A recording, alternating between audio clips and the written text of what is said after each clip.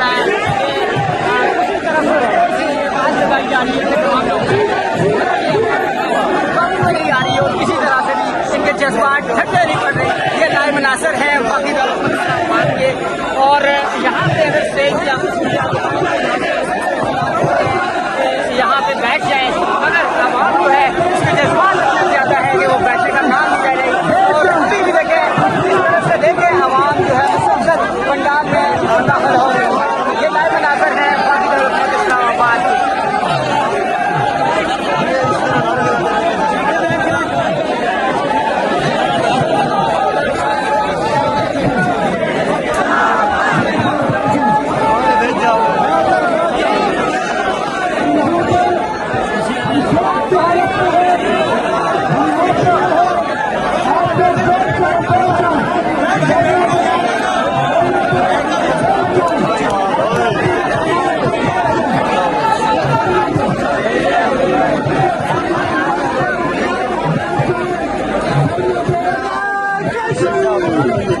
Live चल रहा है।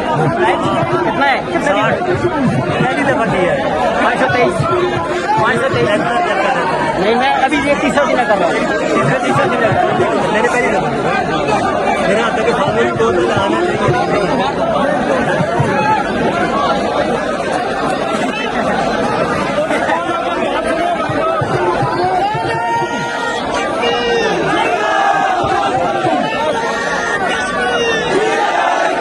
पाकिस्तानी मीडिया से मेरी ये दरख्वास्त है कि आए और यहाँ पे देखें किस कदर यहाँ पे अवाम मौजूद है।